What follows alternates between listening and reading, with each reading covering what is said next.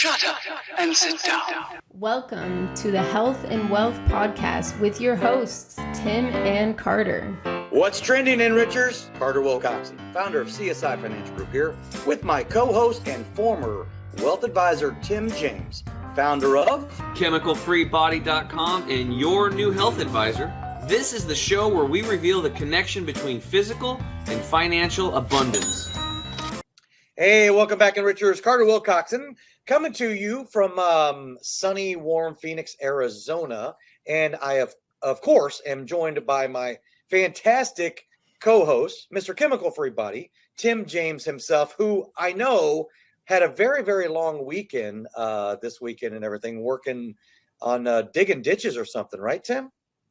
Yeah, working on the farm, setting up infrastructure so that when I move back and live in a trailer for 6 to 8 months while I general the build of a shop, doing a 60 by 40 shop, and then we're putting a 3-car garage addition on my parents' home with a living area above it and a couple rooms down below. So I'm moving back home to help take care of my mom and dad because they're in their 80s and they need help. That's where it's at. So I'm going to do that.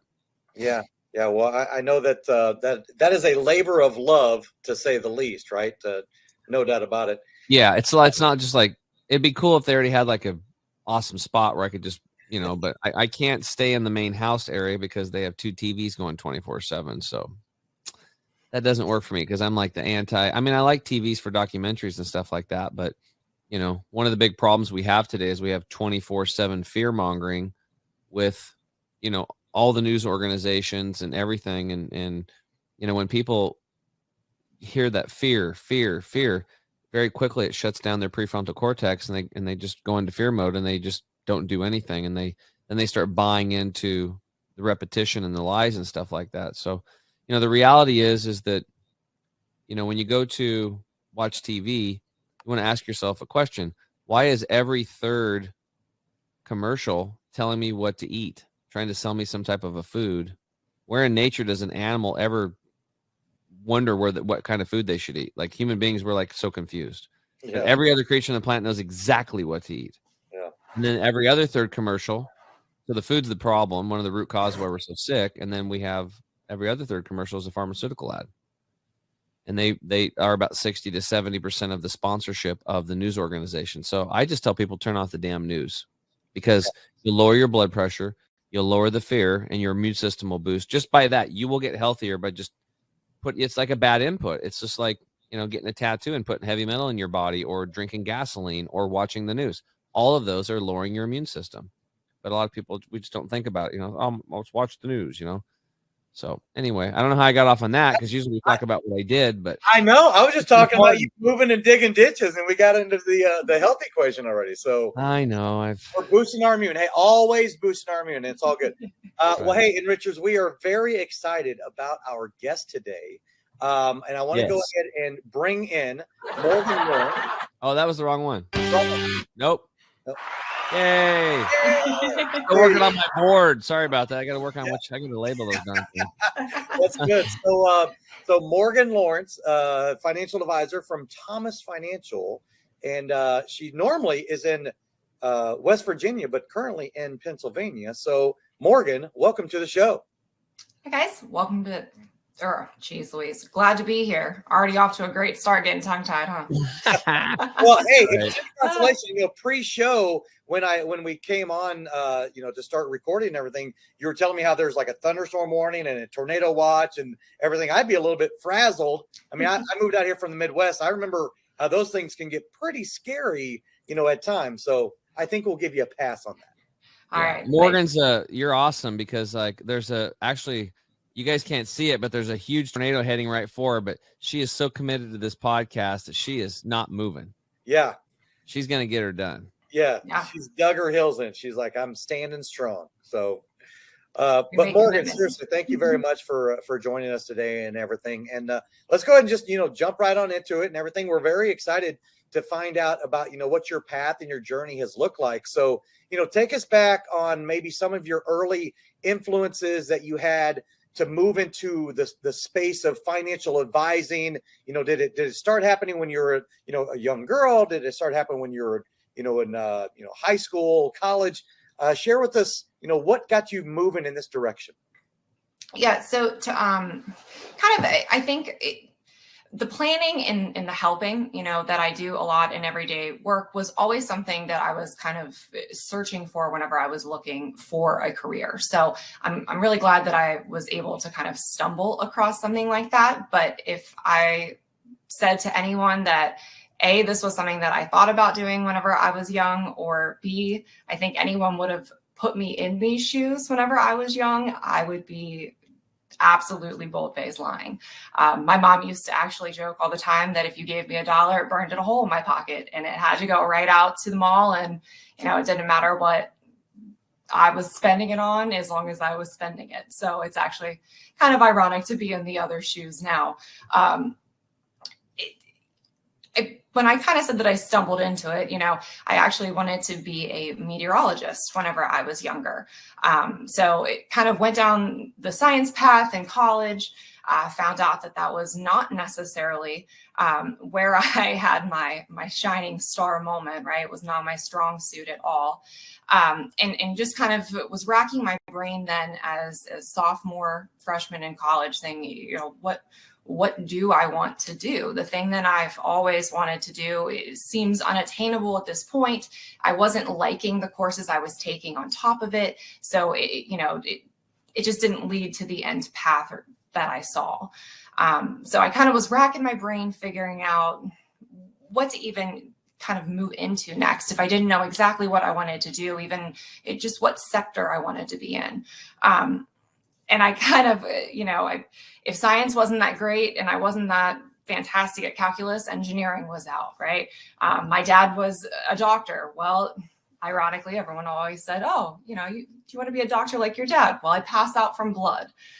So not so much. And we already discussed the science, right? So as someone that was kind of in those AP high-level courses, you look at your cards and say, all right, engineer, doctor, I could do lawyer, right? I'm not a huge reader whenever it comes to real things. I like, the Jane Austen, those types of novels. If you sat down and told me to read a court case, I don't think I would make it through. So that left me, so that left me with, I can balance a spreadsheet and I can look at numbers, maybe a CPA, right? That's kind of the next one on the totem pole that everyone thinks of. So I expressed to my parents, I think I'm going to switch into business, go that route. I think I'm going to do a CPA. Now, to me, finance was always Wall Street, big business. I didn't know anything except what I saw in movies. Seemed scary, seemed just not a shoe that I would wear at all. And we already discussed I like to burned a hole in my pocket, which is funny because I'm not necessarily that way now, but was just never really where my brain went. So CPA seemed like a safer, attainable option. I kind of fill the shoes that I'm given. So if I liked it enough, then I was good, right? So I told my parents. My dad kind of gave me one look and said, okay, because he knows that if he says, probably not, right, then I'm going to dig my heels in and probably stick it out just for the heck of it. So kind of went behind my back a little bit and happened to have his own finance guy that he was working with, who was growing at the time, just not necessarily overwhelmed, but was definitely needing, maybe an assistant or an intern or just someone that could help him out because he was taking care of multiple hospitals and just it had a lot, right? So my dad basically said, I have a daughter. She wants to be an accountant. She is not an accountant, right? That is, she should not be behind a desk. She should not be doing the taxes, whatever the case may be, right? So you have a great job where you're in front of people, you're helping people, you helped me, you're personable, she's personable. What can I do to kind of show her, right, that she doesn't want to do taxes for a living? So I ended up interning for my current boss at Thomas Financial, Ricky Thomas, that summer. it worked out, fantastically. We established a great relationship. He ended up opening up his own firm because I, enjoyed my job at the financial, I guess wasn't a financial advising firm then, but working with him, doing the financial, advising, planning, that type of thing. He kept me on, ended up doing license admin, and it just kind of trickled on from there, where then I became a financial advisor. So it solely was, I happened to be at the right place at the right time and knew the right people. But I also think my mom always told me, if you can talk to people and you have that kind in your heart, then the right place and the right time will just find you. So I'd like to think that that's what happened, that we kind of just struck gold and hit it off, and the rest was history. And it happens to be a great field where you kind of get to do a multitude of things and help people in a billion different ways. And every day is a new day and every day brings a new challenge, and everything changes every day. So it definitely keeps you on your toes. Yeah. So I'm interested. So talk to me a little bit about, you're thinking about becoming a CPA, right? Mm-hmm. So you investigate and you start doing discovery and everything, and you start thinking, okay, I'm assuming eventually you got to the point where like CPAs make pretty good money too. And plus it's just numbers, and I think I can do that. So how deep did you get into like going down the road of becoming a CPA before all of that transition started happening into the financial advisory space then? Yeah, so I have a dual degree. I did stick it out, and I do have the accounting degree, mostly because by the time that I kind of realized how much I didn't love accounting, and they had, officially tricked me out of it, so to speak, I'd already taken accounting or intermediate accounting 1 and was halfway through intermediate accounting 2, which those of you that are accounting graduates know that those are the absolute work classes that you will take in college. They are terrible. So I had already done one. I was halfway through the other. I said, well, I've already, I did the hard part, right? If I did that, then there's no way I'm going to turn back now and not get the accounting degree. In the same respect, I actually worked in a tax office for a semester. So I continued to work with my current boss, not during that one semester, but kind of just kept in touch, knowing that I would return then, in the summer. And it wasn't for me. So that kind of solidified the fact that I'll get the degree, but I kind of came, back to work that summer and said, you are going to hire me, right? Like I can do this afterwards. I don't have to do any of that. Correct. And that just kind of sealed the envelope, so to speak. But I do, and actually the accounting has really come in handy. So I'm really glad that it was something that I stuck with, even though I don't do taxes. Thank goodness. I do use my tax, brain quite frequently whenever we're doing financial plans and in tax prep, not preparation, tax planning. So I guess all's well that ends well. I still get to use it. No, that's great. So, so it sounds like then you transitioned pretty much from college right into your career then in the financial advisory space. Yep. So obviously you look fairly young. So I'll make an assumption that you're in your 20s still. Yes. Okay. All right. So, so what was it that, what type of influence did your mom have?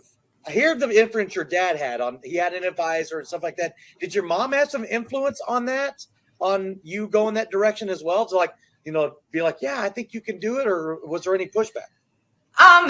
No, I mean, she definitely, I think they both had the same thought of she's too talkative, right? She's too much to sit behind a desk, which I also learned that you're not supposed to chat while you put in your numbers whenever you're doing taxes. So I got talked too much on that report card too, probably, but we always joke. My dad and I are very similar. If you put us in a room of 100 people and we know 50 of them, we probably will know 75 by the end of the night, but we will have at least spoken to everyone. If you put my mom in a room of 100 people she doesn't know, she will have 15 phone numbers. She'll know every single person in the room. She'll probably be able to tell you 4 of their grandkids. She'll know their uncles. We already have 4 weekends booked to go visit people. You know, she is just a radiant, you know, person in that way. So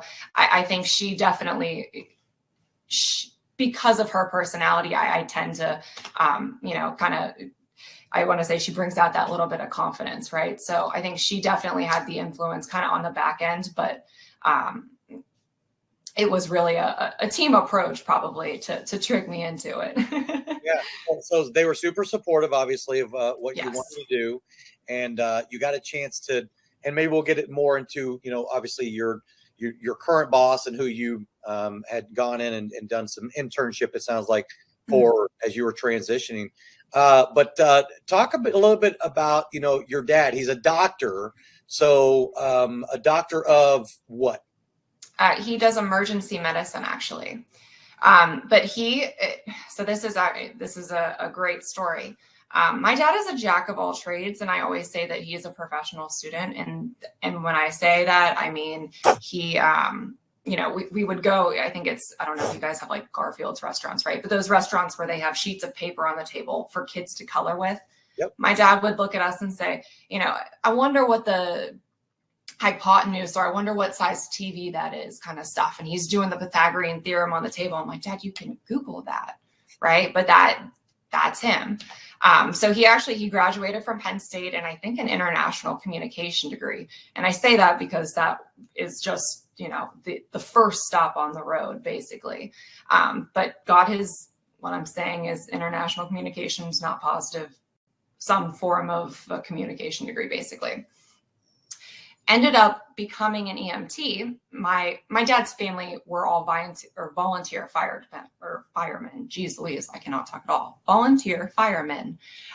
So he did that for a little bit. And my uncle, who's the current chief, my grandfather was at the time, right? So they had to do some EMT training. And my uncle is the exact opposite of my dad, and he's a little bit more shy. So the fire department paid for my uncle. He paid for my dad if my dad would do it with him. So ended up going from a communications degree to an EMT, right? It did that for a while, liked it a lot, pretty much figured out that they do similar things that nurses do, and nurses make a little bit more money. So he went back to nursing school and became a nurse. Then figured out that doctors do pretty much the same thing that nurses do, but make a little bit more money. And he was smart enough to do it. So he worked nights as a nurse and went back to medical school. So, you know, I always joked that if my dad can become a doctor, then as long as I have it figured out by the time that I'm 36, like I'm on track, right? I was born when he was 35 when he was in residency, and you would never know that by talking to him now. So he's kind of lived multiple, you know, paths in one. And I see that as an inspiration for sure, but it definitely taught me, you know, hard work and put your nose to the grindstone, because you kind of can set anything, you know, do anything that you set your mind to. Yeah, that's awesome. So now, do you have any siblings, or are you an only child? It's just me. Just you. So Yeah. dad's little girl for sure then. Yeah, you know, I'm the son that he wanted, right? We do the reckless adventures together because we can, but I was a ballerina, so he's put on spandex a couple times and gone on stage for me, or the suit. So we play the roles both ways. That's Nice. awesome.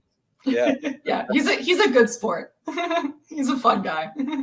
Well, I love to hear that. And obviously you guys have a great relationship together and everything. And, you know, I love to hear that. And I really do appreciate you sharing, you know, some of your backstory and your journey into, and you're just getting started, obviously, in the financial advisory space, right? I mean, typically, Tim, a lot of our guests, right, they've been 25 to 40 years in the financial, although we are getting quite a bit of young ones, though. I've noticed that as well. But you're definitely in the early stages of the financial advisory space.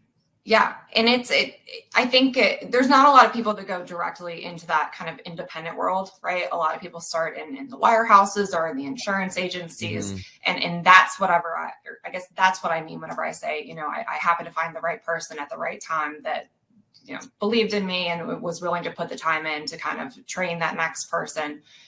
Because I don't know that I would be doing this today if I had been in a different environment, solely because I'm just, kind of like I alluded to a little bit before, I'm not that kind of cutthroat, business type of girl. So if I had to, do the wirehouse sales and the cold calls and all of those things, I'm not sure I would have the opportunity to be here. So I definitely am thankful for that.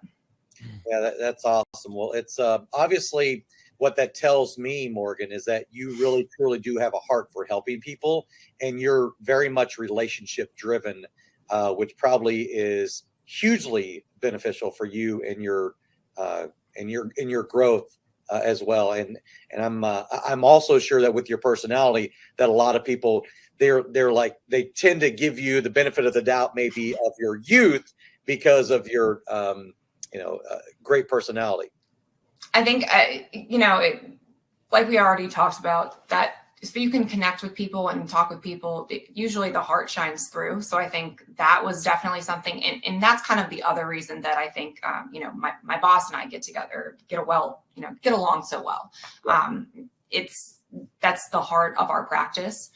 So finding, I think, kind of his junior, right, which is me, his junior associate that had that same vision as to what Thomas Financial was so important to him. And I'm, again, just thankful I get to be part of the journey, right? But I think that's really what sets financial advising and planning kind of apart from those beginning stages, is truly that relationship, that trust.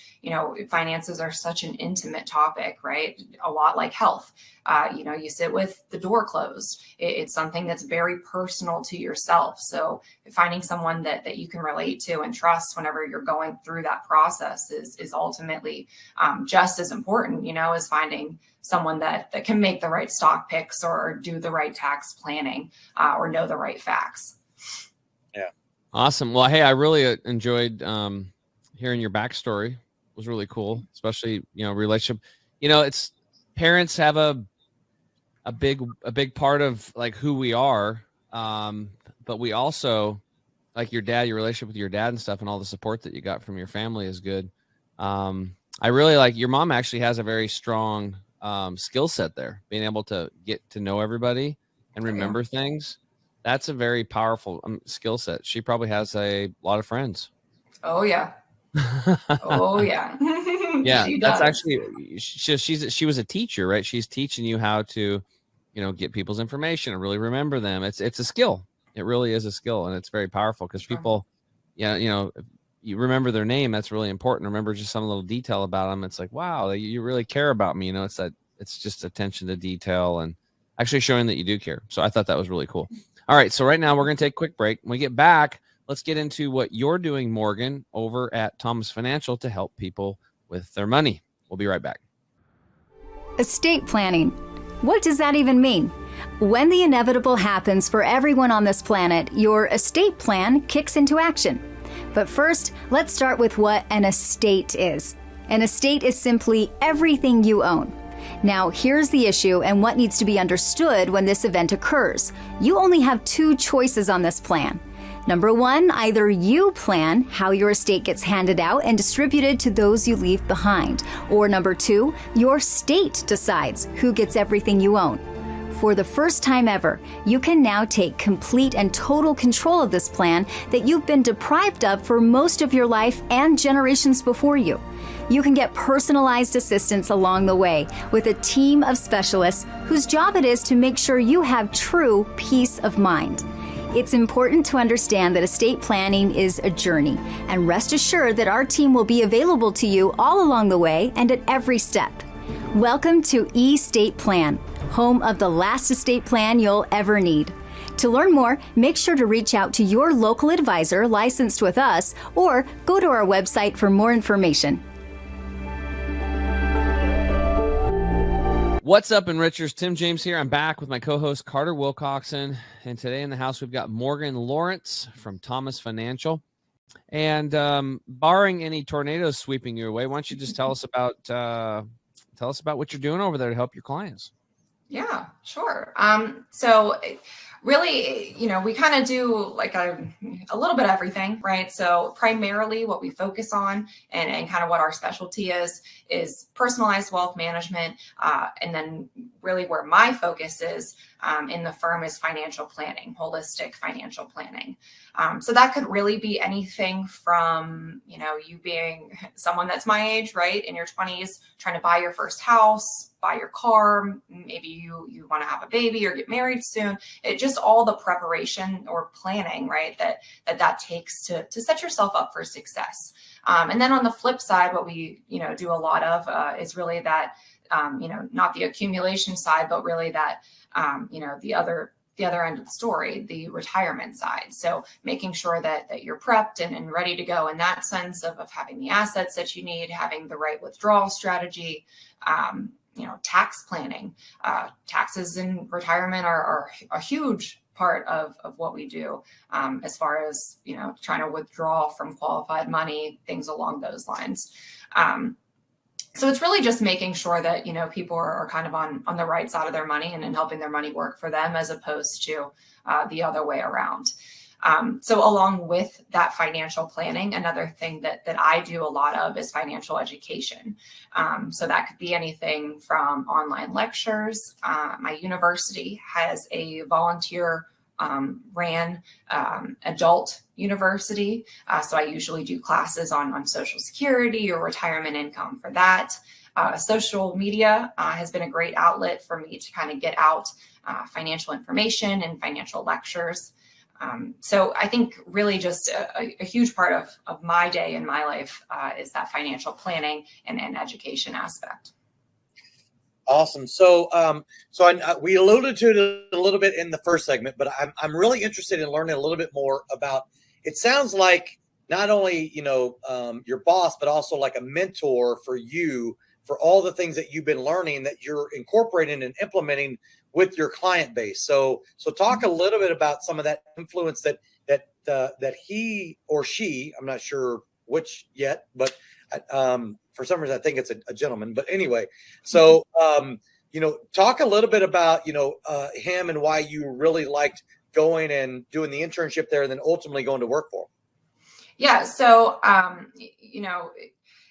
he did come into the business and in the insurance space and kind of got to, see what the bigger companies were like and maybe get to experience some of the not so great influences or things that said companies that aren't even around anymore, right? Product pushing, things like that. So really, he was kind of in between those two whenever I started with him.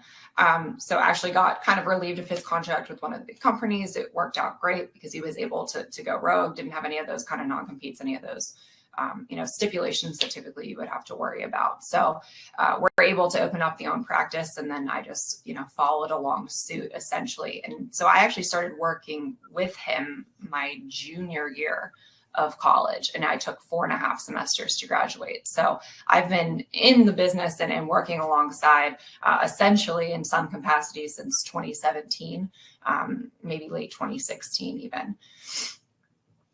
So he started the firm. So it's a fairly young firm, is what I'm hearing. Is he close to your age as well, or is he older, just been in the business for a long time, but started his own firm? Yeah, so he's young as well, not me young, but young in respect. He's early 40s.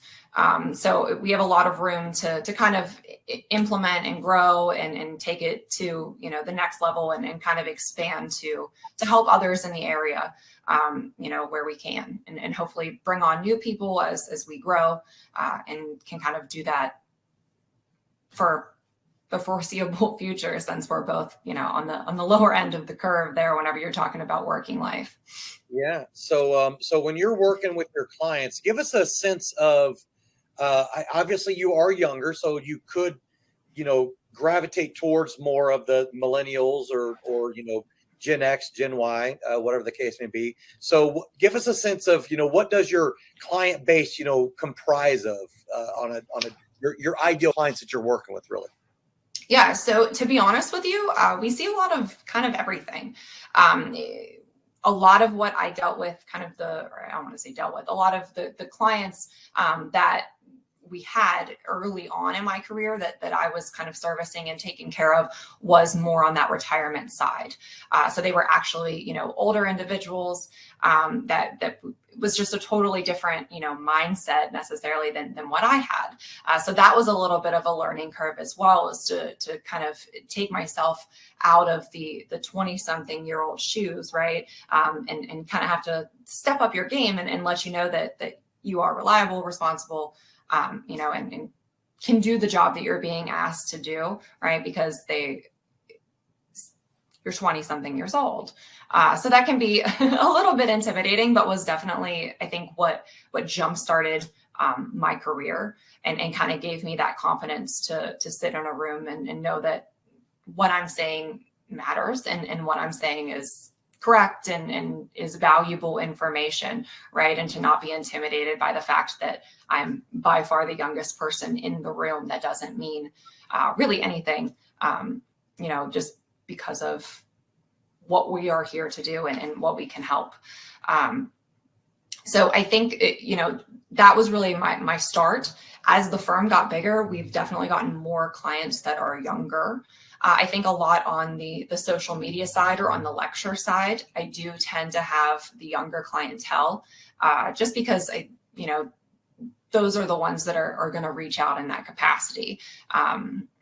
There aren't many retirees that are using reels on Instagram, right? Or kind of scrolling through those. It's just a very different audience than maybe what come across on LinkedIn or Facebook. So I do think that depends on, the outlet as well. But I would really say client base, we have everyone from my age all the way up to 80s, 90s. So I really do see a mix of everything every day. If I have 7 meetings, I guarantee you they are all in 7 different age brackets. We're dealing with 7 different problems or 7 different planning goals, and they're all very, it's a wide variety. Nice. So that actually that's kind of priceless experience, right? When you're working with so many different, types of people, right? Different age brackets, different demographics all together and everything. So are you doing a lot of the clientele that you're working with more word of mouth and referrals, or what I like to call introductions, or are you getting a lot of it from some of the social media things and then the school that you do a little bit of financial education at? Mm-hmm. So I think firm wide, we're definitely growing mostly by referrals, word of mouth, clientele. It all goes back to those relationships. We're even not very good at asking for referrals. Whenever we remember to kind of throw them in there, we do, but we end up just getting a lot of them because these are people that my boss has known for the last 15 years, has done nothing but just give advice. And then down the road, they come to our door, or, they send their neighbor or their coworker or whatever the case may be. And it truly is word of mouth. I think I get a lot of consultation appointments, or a lot of those kind of preliminary, they always say, right, set up the pipeline, but really it's just advice or me pointing out facts or something like that. No charge. If I can help you, I'd be happy to. If that turns into a financial plan, that's great. If it just is hey, how much can I contribute each year to a Roth question? And then they want to use a robo advisor, and it took me 20 minutes to have a conversation on what a Roth IRA is and how it's beneficial, then, I guess I got to practice my presentation, right? So I do a lot of that as well, which I'm perfectly happy to do. Those of you that can read my bio, kind of one of the biggest things that I do is that financial education and the cultivation of it, is because I truly I don't think that that's something that's properly taught or emphasized enough whenever you're going through school. And even in college, a lot of the time you only have to take kind of a accounting 101 class or something like that, which if you've taken an accounting 101 class, it's also not very helpful to real life because it's journal entries, right? So it doesn't teach you how to balance a checkbook. It doesn't teach you how to make a budget. So I think I do a lot of that kind of on the side, so to speak, but clientele wide, we're bringing on our kind of, most of our clients are coming word to mouth, referral based, happen to come in. Yeah, no, that's and that's pretty typical for someone, for a firm that's, growing. It's really hard to grow sort of, organically because it's very competitive. We talked a little bit about how competitive this industry is. So I'm curious, like pre-show, we talked a little bit about that, but I'm curious, what it's been like for you in that competitive environment that you're in. So traditionally, and this is 20 plus years working with the advisors across the country, myself, it's been predominantly an older game for older, white guys, if you will, right? So what's that competition been like for you as a millennial and as a female? Is that competition, a good type of competition, like internally, or do you have such a great support staff, with the, Thomas Financial, that, you don't really feel that sense of competition that's deterring your success? Yeah, so I think it's a little mixed, to be honest with you. So, not to really dive into it, but kind of the situation that I'm in is I still get to have a piece of most of our existing clients.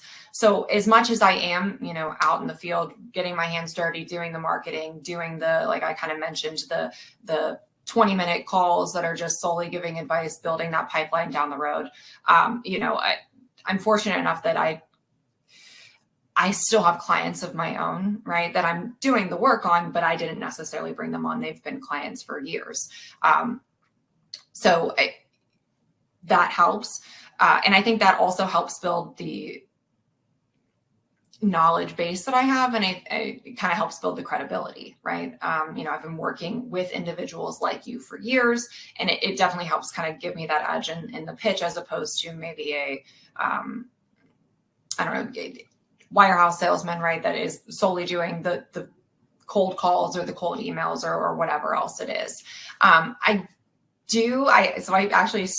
officially kind of flipped my advising role on from licensed admin to, financial advisor in June of 2020.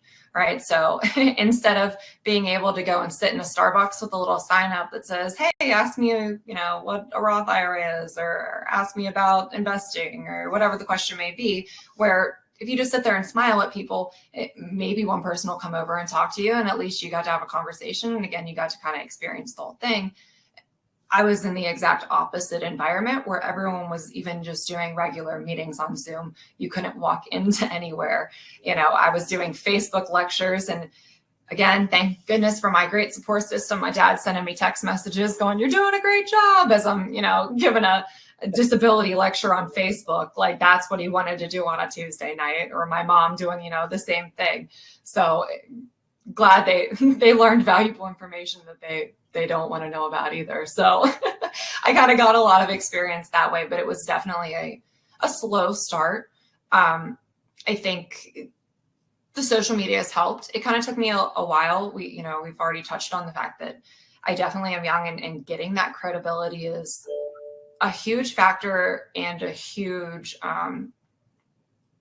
it's a feat, right? For the first 10 minutes, people usually make their opinions, and it takes a lot to change it. So you have to really know how to present yourself and how to walk into a situation.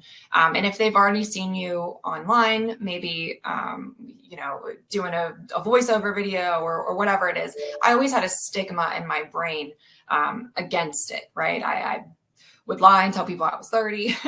I don't do TikTok. I don't even know what that is, whatever else it may be. Right. And I kind of bit the bullet beginning of this year and just said, you know what? I'm a millennial. I'm going to use it. I know how to use Instagram. I might as well just give it a shot, see what it does. It's been a great success. And I've actually gotten a lot of great feedback from people my age that are young professionals. And they really do they want to know those tidbits of knowledge. They don't want to be sold a product. They don't want term life insurance yet. They're not married. They don't have a house. Please don't try to sell me this. I don't want you to manage my investments because I only have $300 in my Vanguard Roth IRA, right? I'll put that in an index fund. Why would I charge you 1%? Which I definitely agree with. Yeah. So I see a lot of that. And that's been something that I think I'm glad that I'm in a situation where I can kind of put the tunnel vision on and say, later on down the road, that'll be great. But like I said, I've gotten a lot of great feedback from them just saying, hey, thanks for jumping on the phone with me. Thanks for not trying to sell me something. Thank you for just giving me genuine advice. And if I ever need anything or when I have that rollover, you're going to be the person that I called. So I think that's been great to get that feedback, to know that, I always say, at least if I helped one person, then making a little bit of a fool out of myself was definitely worth it. And I've already gotten a couple, even friends' moms that come up to me and are like, I screenshotted your video because it, told me about my 59.5 tax rules. And, just hearing that, it's kind of a relief. But I do see competition in that space. And I think as the next generation comes in, that is going to be what everyone does. And they're a lot better at it than we are. They've been making TikTok videos and these things since they were 12. So I think it's definitely going to get more popular quickly as younger people come into the industry. And I think that competition is going to be just as cutthroat as those, wirehouse environment esque marketing, if you call it that. Kind of like in the bullpen, right? Yeah. Filing and dialing and beating the bushes and beating the phone to death and everything. So Yeah. I have one more thing that I'm curious about, and you touched on it a little bit. So what do you feel like, kind of flipping the script a little bit and going to the older generation? What has your comfort level been whenever you have been working with some of those like more retirees versus some of the younger generation that that you can connect with because you guys are the same age, compared to like someone that might be like your grandparents' age? What's your comfort level working with them? So I think now it's even. And because I didn't get to work with people my own age, I was forced to kind of, I always joke that I got flipper kicked into the deep end without any paddles, and I just had to figure out how to swim, right? So because I was brought up in that environment, so to speak, I feel like I honestly can do those meetings a little bit better at this point than I can someone my own age. I try to make small talk and I'm like, what do we talk about now? You don't have kids, you don't have a house, you don't, I lose my conversation topics. And like, Morgan, there's someone your age, right? Talk like you would a human, like talk like you would to a friend. Yeah. Think about it, right? So it's an interesting dynamic, but I do think for the younger clients, I think they walk in a little bit more relieved whenever it's me on the other side of the table than someone in a suit, right? So I did learn that pretty quickly, was that if we were both in a meeting, and again, he's not older, right? He's not an intimidating 60-year-old, I've been doing this since you were born kind of guy.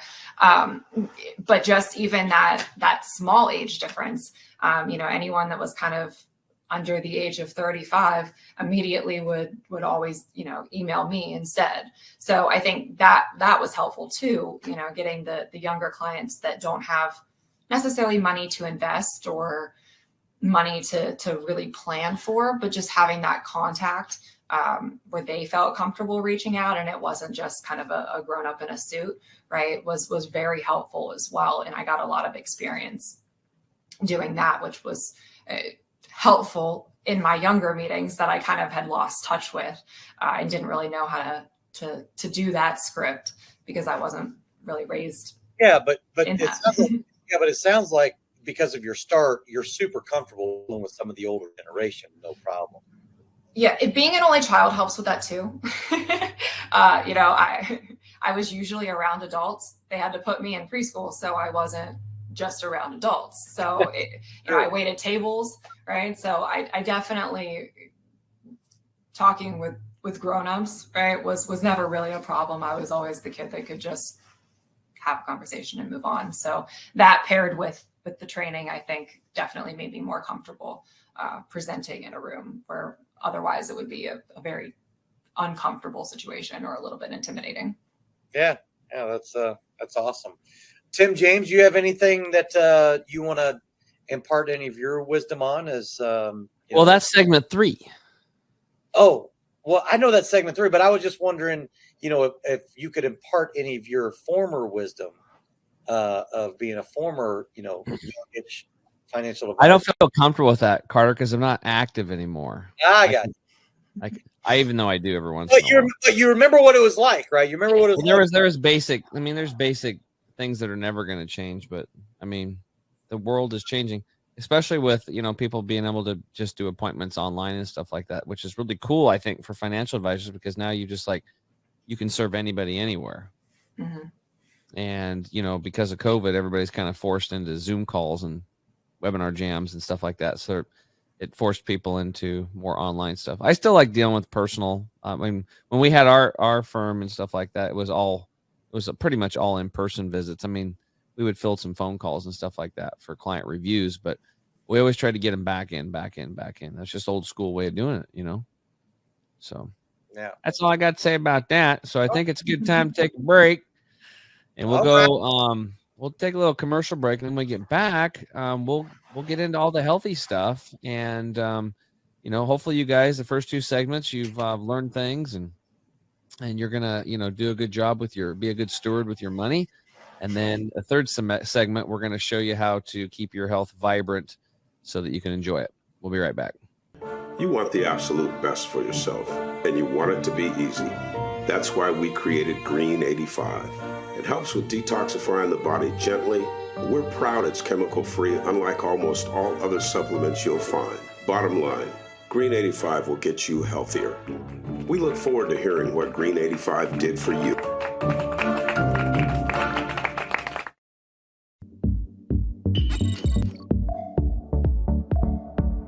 To get this product and our other amazing products, go to chemicalfreebody.com. That's chemicalfreebody.com. What's up, Enrichers? Tim James here. I'm back with my co-host Carter Wilcoxon. Again, today in the house, we've got Morgan Lawrence, financial advisor with Thomas Financial LLC. So, hey, this is the section, Morgan, where we flip the script and you get to ask me any questions. So we stop asking you questions. You become the boss, and I'll do my best to answer those questions. So what questions do you have for me in regards to health? Yeah, Tim. So one of the biggest questions that I think that I have now, as someone that was super active whenever I was young, forcefully so, I was a dancer, right? So everything was very regimented. I had class 6 days a week. I knew where I was supposed to be. Transitioned from that into being a server where you walk, 2 or 3 miles, you're carrying stuff up and down and moving around a lot.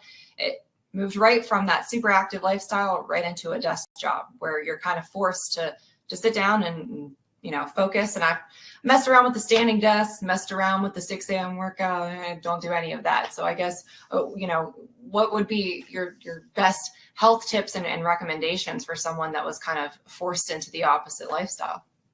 Okay. So you have anytime somebody does like ballerina or gymnastics or, any sport, it just depends on their level of commitment.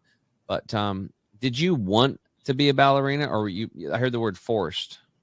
No, forced as in I had a schedule. If you send me to the gym right now, I stand there, I look at the equipment, I say, okay, I did this, and then I turn around, as opposed to you're here at 5 o'clock, you have bar, and then you do this, and everything's very scheduled out.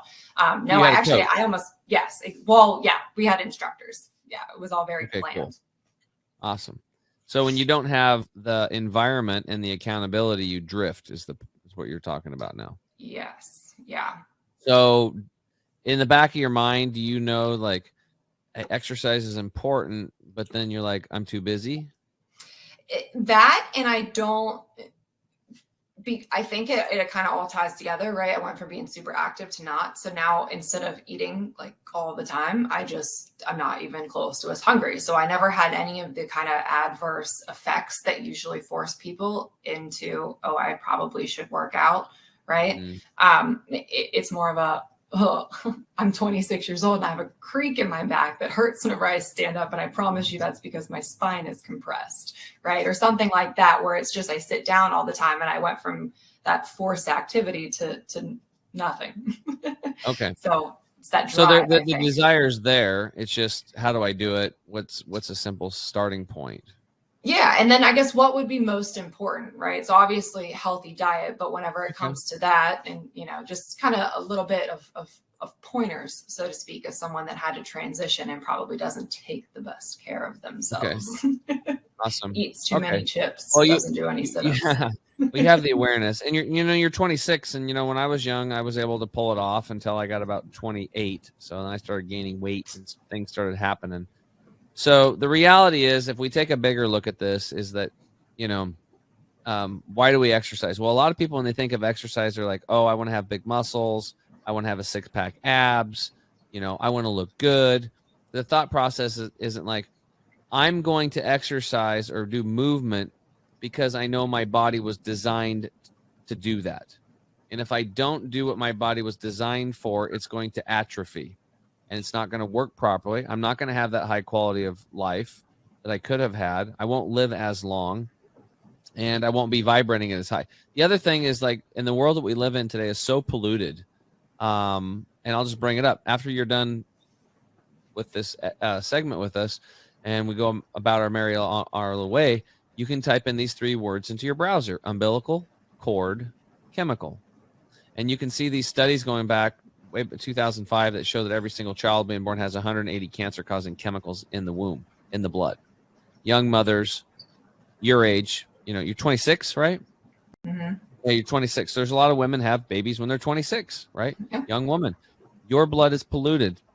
And everybody pretty much listening to this is polluted. And if it's already in the babies, and this is why we're actually de-evolving as a species now. We're not evolving anymore. It's because of the breakdown, because of the stress, because the microscopic no-see burden of pollution, these chemical pollution on our cells, affecting our hormones, all kinds of stuff, our brain. And then we have a lack of nutrition. 85% of the nutrients are farmed out of our soil. This is a recipe for a sick population, and that's exactly what we have. We are the sickest we've ever walked the face of the earth. So here's my point. If you put your arm in a sling and you don't use it, what's going to happen to that arm? Yeah, it gets little, it gets stiff. Yeah, it's going to atrophy, and eventually if you don't use it, it'll fall off. What you don't use, nature gets rid of, right? So Didn't know that. it's still happening on the body. But now I brought up these chemicals. The reason why you want to have movement nowadays is because of these chemicals. You have this system in your body called the lymphatic system. It is your garbage removal system, and it works on 3 things: water, oxygen, and movement. So movement is the heart that's going to pump the lymph, just like our heart pumps our cardiovascular system. Your movement is going to pump your garbage removal system of the body. And my God, more than ever today, do we need to pump that lymph, because we have hundreds of cancer-causing chemicals in the womb. So the older you are, so if you're really old, like me and Carter, because we're both 112, but we know we have all these healthy practices. That's like why we look so damn good at over 100. I'm losing my thought now because I'm trying to be too funny. Yeah. You see, there's a giggling. That's good though. But the point is we have to move more than ever today to push this toxic garbage out of our body. And when you move, perspiration, respiration, defecation, urination, and for women, menstruation, you guys have a 5th pathway of elimination in the body. So it's very neat. And I believe that's why women live longer. It's my theory, because you have a 5th pathway of elimination to get toxins out of your body. You're always shedding every month, right? Or should be, hopefully. And so this is why we want to move. So it's a deeper conversation than just doing exercise because I want to look good or be a 6-pack or whatever, right? So we're doing it fundamentally now because we live in a polluted world, and because we don't want our body to atrophy, and because sitting in a chair all day long is like smoking cigarettes, like literally. And then there's actually some stats.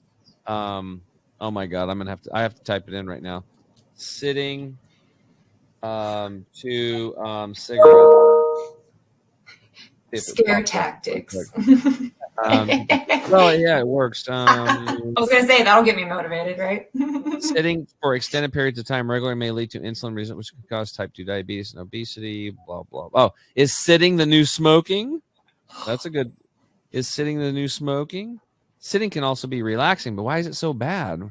Here's what happens to you when you spend too much time sitting. Blood flow slows down, which is the lymph. This can allow fatty acids to build up in blood vessels, leading to heart disease. Sitting for extended periods of time may lead to insulin resistance, which can cause type 2 diabetes, which I just said. Blah, blah, blah. And there's just a whole bunch of stuff here, a bunch of studies and stuff that they get into.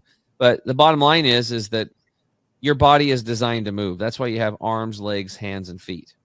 And the people that live the longest, if you look at like the blue zones where there's the most centurions around the world, Okinawa, Japan, the Loma Linda, peeps out of the Seventh-day Adventists out of Loma Linda, California, Sardinians, Costa Rican, just different spots around the world where they have the most 100-year-old people and longer.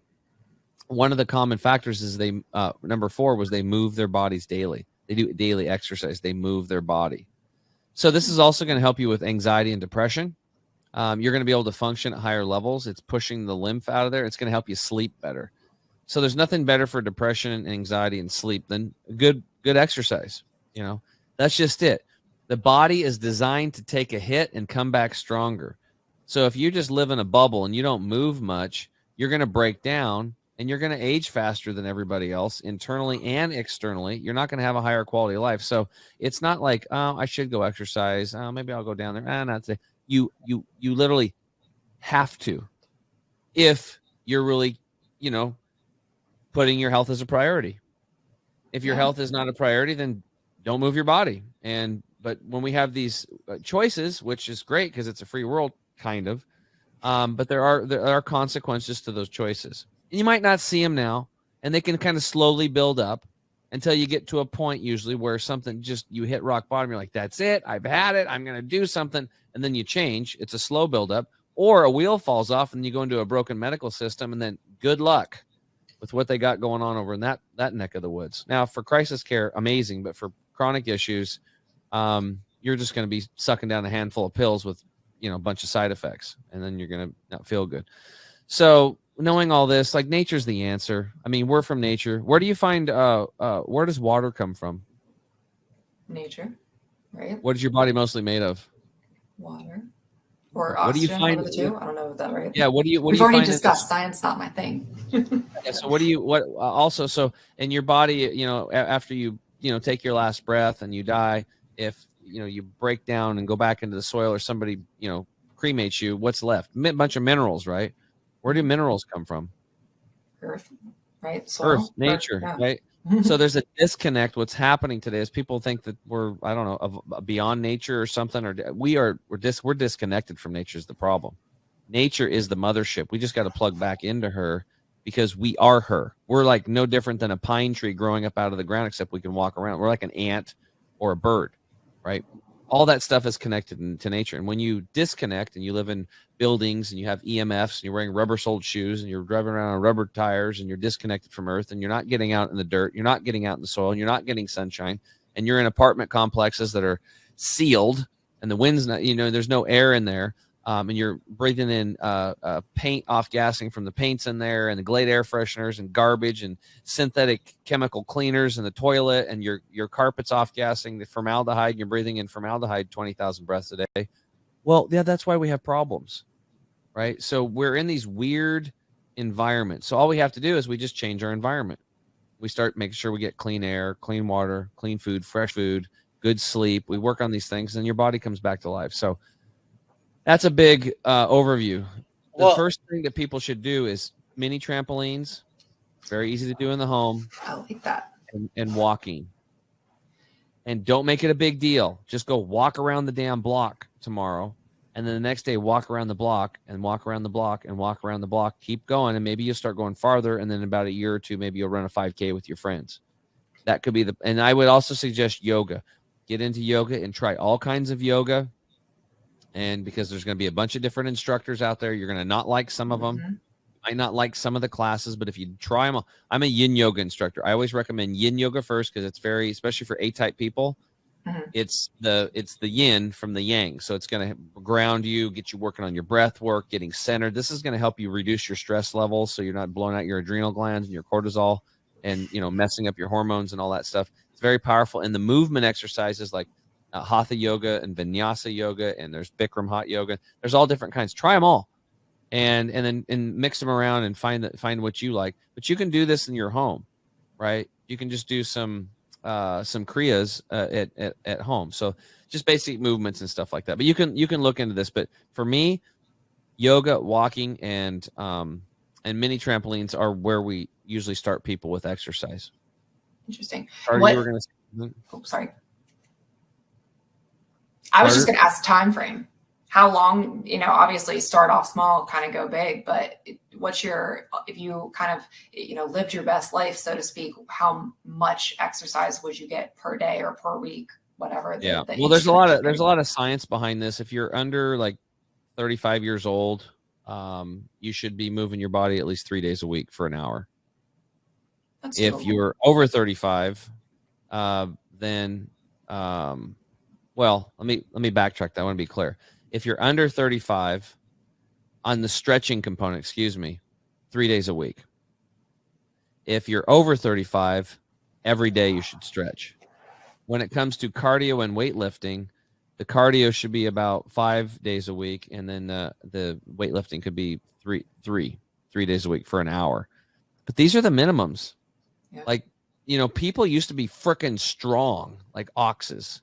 And we've, like I said, we're de-evolving. We're getting weaker and weaker. Even people's, if you look at how when it's so clear, is wisdom teeth are getting pulled. Why do we have to pull out our teeth?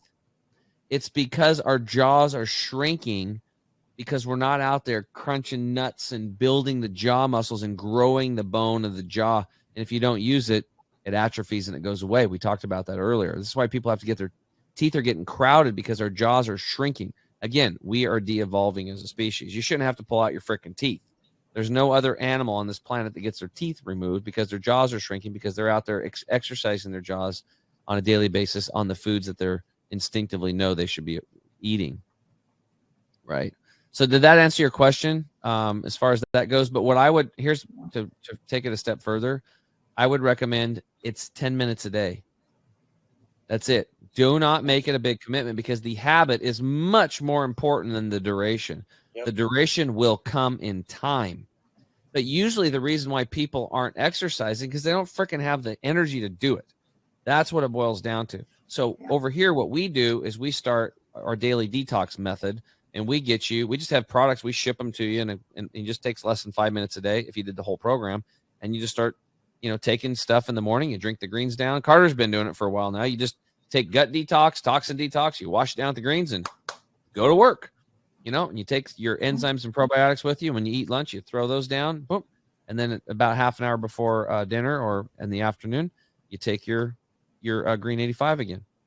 And it's pretty much it. I mean, I also do the turmeric in the morning in our new product V-Stack and stuff like that, but I'm like full tilt. But you could do that, or you could just do, you know, just start off with the greens, right? Yeah.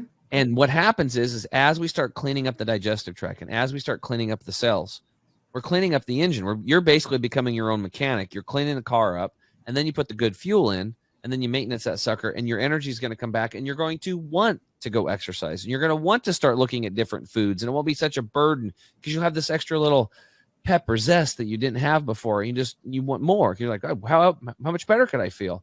And so that's how we've kind of slowly glided people that don't have like chronic issues, or they don't have like stage 4 cancer where their back's against the wall and they got a gun to their head.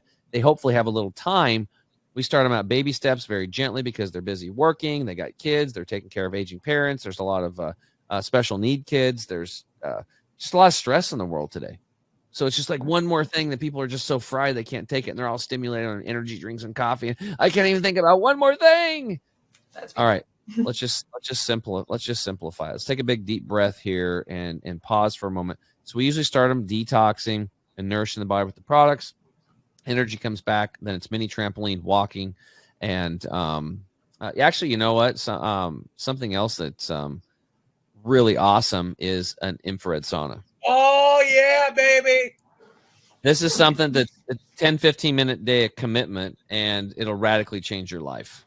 So, yeah, infrared saunas. We have a unit now that I recommend. I've been a sauna dealer for years, but Carter's like, he's like, I want to sell these things.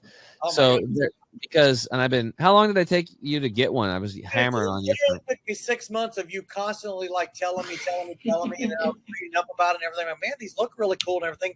But for me, it seemed like it was going to be this more complex thing than it was. Because in my mind, no matter how many times you told me, Tim, when I picture sauna, I picture like this big wooden sauna, right? That I've been in however many times in a hotel or a country club or whatever, right? So this sauna that I finally get comes in a box. My wife puts it together in like 3 minutes. It's in the living room, and I just sit in it, 15, 20 minutes a day. And just that, and now I'll do breathing exercises while I sit in and everything, but I got to tell you, it has absolutely changed. We're talking about motion here, right? Go for a walk or whatever. This is literally like I'm busy. I'm so busy, but what it does for me is I leave my phone across the room. I completely eliminate everything, and because you can't move. You go in this sauna. It's a one person. You literally zip it up.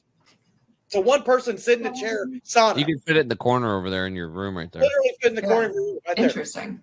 Coolest I've never thing. even heard of that. Yeah, it's infrared. It's literally, I think we do a special, right, Tim? It's like $1,400 with the $100 off with our coupon, right? Mm-hmm. Best $1,400 I finally got talked into spending, but it was only because I'm like, what kind of benefit could you get from a sauna that's only $1,400? Because I'm picturing this big, huge mammoth of a sauna. Anyway.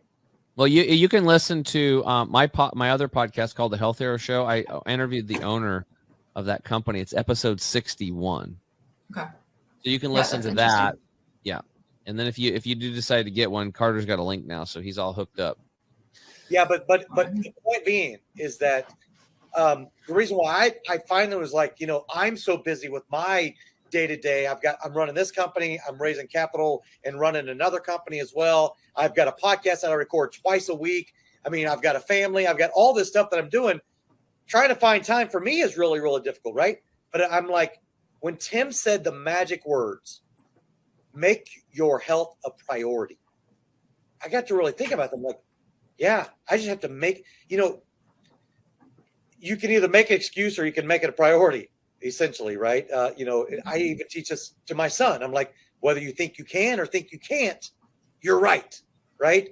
And then the other thing I say to him, I said, if it's important enough to you, you'll find a way. If not, you'll find an excuse, right? So finally, Tim said those magic words about making, this wasn't even to me directly, it was one of our guests, about making your health a priority. I'm like, yeah, I am not prioritizing my health. By God, I'm going to do that. So I bought the sauna just to get started, because at the very least, even if I don't have to go out to exercise, I'm out there, I'm grounding out on the ground. And, Tim can talk all about that, doing lots of stuff. Yeah. The whole point is, what we like about the sauna is it's very passive. Yeah. All you got to do is just get in it. And it's going to give you more energy. You're going to sleep better. You're going to have more beautiful skin. It's going to help you detox. I mean, it is freaking ridiculous, all the stuff that little thing does. And this sauna we're referring to is not any normal sauna. This is a sauna that's technology.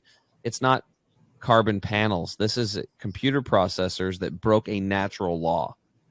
I mean, it's quite profound. And I've been a sauna dealer for 9 years, selling some of the highest quality, big box wooden saunas that Carter went through. And I felt I did my homework and I had the best ones, but they can't even hold a candle to this one because of it's the technology. It's a completely different technology that broke a natural law. So episode 61 will get you all up to speed on that. Those are just a few things, but we have like a whole lifestyle over here besides the products that we offer, that we just help people change their environment. And then you have great air, great water, great, fresh, clean food. You get your bed right, your bedtime routine. You create this lifestyle, this environment, this habit, and then it just supports you. Mm-hmm. And you don't have to think about it. In the beginning, you do it with a little bit, but after a while, it's like riding a bicycle. I don't even have to think about health anymore. It's just like, it just happens. It's just, I'm like a freaking deer running around. I just know what to do now. And I know I don't have to think about it. And because I've done it so much and I've taught it so much, I feel really blessed to know about this stuff. I have to pinch myself. 11 years ago, 42 pounds overweight, elbows cracking and knees cracking and bleeding with eczema, rectal bleeding for 2.5 years when I pooped. That's why my shirt says "Love when you poop." because it used to be a painful, scary process for me. I had a life flighted to get a emergency surgery, and when I was on vacation. So it's like 37 years old, I was falling apart. I was breaking down and was rotting from the inside out and didn't know what to do, and was able to turn it around. So out of fear, I changed and did all this stuff. But now I'm doing it because I'm moving towards how healthy can I feel? How young can I be? And like how, and what you'll notice, like, and I do this for the financial advisors out there, or anybody that's in business, because sometimes people are just like, yeah, whatever, I don't care about this stuff. I want to make a bunch of money. Well, okay, that is a pathway of abundance, but what good is the money if you don't have the health to spend it and do what you want on it, right? So it's like we just need to take care of ourselves now, because if we don't, just look around what's happening to people. I mean, half of us are dropping dead of heart attacks, the other half are cancer, and it's just bad, and cancer is going through the roof. So let's just be intelligent systems. Let's change our inputs, create a new environment for our body. And then, like, do you ever want to have kids? I think so. Yeah. So if you want to have children, farther down the line, but yeah, if you want to have children, this is a very important deal, because two normal people that nobody thinks anything are actually sick today. If you look around, what's happening? There's two things that are popping up all over the place. Kidney dialysis clinics from the overconsumption of protein, specifically animal protein in this country. And number two, fertility clinics, because young couples can't get pregnant. And why is that? They're stressed, they're polluted, and they're deficient in nutrients. So when they come to me, I'm like, hey, I'm not a doctor. I don't claim to do anything, but let's just let's give you some tools to mitigate your stress, because you have no tools in your toolkit. So we give them that and get them going. We clean them up. We show them how to do it themselves. I don't do it.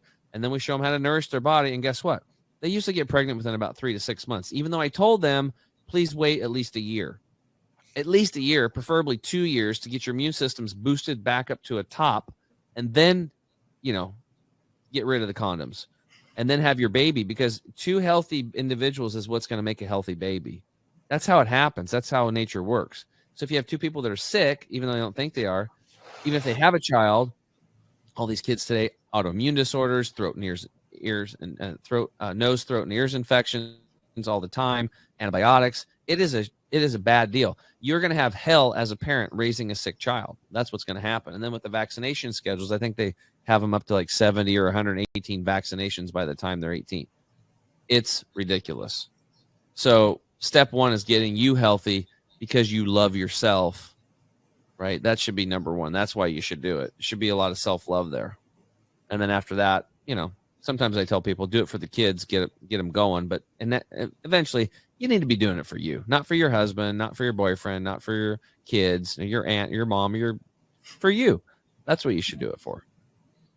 Yeah. Well, I think you guys hit it right on the head whenever, you got to make it a priority. It is or it isn't. And then once you get those systems in place and you get the habits going, then everything flows from there. It's just like I do whenever I teach financial planning, same thing. Mm-hmm. Just got to build the habit and everything else flows together. So it's kind of funny how everything just seems to play out that way. And good thought with the, I don't know if this is just me being not science-based, but thinking of your body and nature, really, in the same way that you would in animal, because that's what we are, is an interesting take on that. So I like that perspective. Mm-hmm. Cool. Well, let me leave you with one thing, because I literally just got this today. It's crazy that we started talking about this. There's something that the Japanese created back in 1982 called forest bathing. And I'll just read this real fast. Japanese forest bathing is one type of nature therapy, also known as ecotherapy. These terms refer to a set of practices designed to improve immune function, prevent disease, and produce a relaxed state through nature exposure. End quote. So forest bathing, it was interesting that I just got this article today, Tim, and we're talking about nature. Now, we've talked about nature on this show plenty of times before, right? But to your point, Morgan, it is about getting back out there in nature. And it was funny, as I was reading this earlier, to Christina, my wife, I started thinking about myself, we need to go up to Flagstaff and Pine Top and get out and do some camping and be out in there in nature more often, because obviously in the city, in Phoenix, you get used to the concrete jungle that we live in, and you just need to kind of sort of get out. And just the thought of it almost gave me energy. Just thinking about going out into nature. So anyway, I just wanted to give my 2 cents worth awesome. of the nature thing. That's great. Awesome. Any other questions? I think that was my big one. I definitely struggle with that one. So my question to you then is you've got some new awareness now. Yeah. What action are you going to take? I like the walk. I have a 4-year-old dog, so I think just it's almost summertime. It's the perfect time to get out instead of him just going potty in the morning right in the yard. Maybe we get out and we take a little lap around the block a little bit. I like that one. It seems 2 birds, 1 stone, right? Nice. But it gives me the motivation. Yeah, and by the way, I think I want to reiterate, and then we'll let our enrichers go. And enrichers, thanks again for joining us for another episode. But it's almost like the whole how do you eat an elephant mentality, right? One bite at a time, and thinking about your health. You start thinking about it's way out there. Well, you can't get way out there, right? The journey of 100 miles starts with 1 step, right? So having that idea, I think, and it's helped me in my own journey for health, with how busy that I am also, is that, make your health a priority and start small, right? Start small with 1 lap around the block. That's it, right? And if you do it, and then I love what you said earlier, Tim, it's more about the habit as opposed to the duration. Yeah. The habit's more important. Like my buddy's like, yeah, I've gained all this weight and I want to do hot yoga again, but I just want to lose the weight first. But I get in there. I said, that is an excuse. I said, more importantly, if you just get into the hot room and lay down in savasana, which is corpse pose, where you just basically lay on your back the whole time. I said, consider that a win. And don't worry about, you can't do all the moves that you did before. Just freaking show up. Just get your butt in there. Now for the business people, maybe if that's not moving them or anything, I can tell you, that in our coaching program, even though we don't promise this at all and we don't bring it up, our commission salespeople within 6 months have increased their income 21% by improving their health. And why is that? Because we show you how to increase your vibrational frequency and you become more attractive to the marketplace and you have more energy and you make better decisions. So you just make more money. That's what ends up happening because the vehicle that's driving your business is you. And you have to ask yourself a question. What are you doing to take care of that vehicle and maintenance it? What is your plan? And if you don't have a plan, that's why financial planning, it's the same thing. It's health planning. You have to have, who's your health advisor? Who have you plugged in? Because it's important, right? It's really important. So if you need any help with that, we actually have a group coaching community you could join. And we have one-on-one coaches that can help hold your hand through the process if you want to take it to the next level and just go for it. Yeah. So, well, hey, Morgan, I really want to say thank you again for taking us down the path on the health side of the equation, because I think that was super valuable, not only for you, but also for all of our enrichers. Hey, enrichers, I want to thank you also for joining us for another episode of the Health and Wealth Podcast. And if you want to see any of our other guests that have been on the show, like our wonderful Morgan Lawrence of Thomas Financial, make sure to check out our website at www.thehealthandwealthpodcastshow.com. And also make sure to like, share, and subscribe wherever you get your podcasts. Hey, enrichers, thanks for tuning in to another episode of the Health and Wealth Podcast. I'm your host, Carter Wilcoxon. And I'm your host, Tim James. And by God, we are committed to helping you guys have fat wallets, flat bellies. So tune in again for another episode and make sure to like, share, and drink a lot of water. Or beer. You have just listened to the Health and Wealth Podcast with Carter and Tim.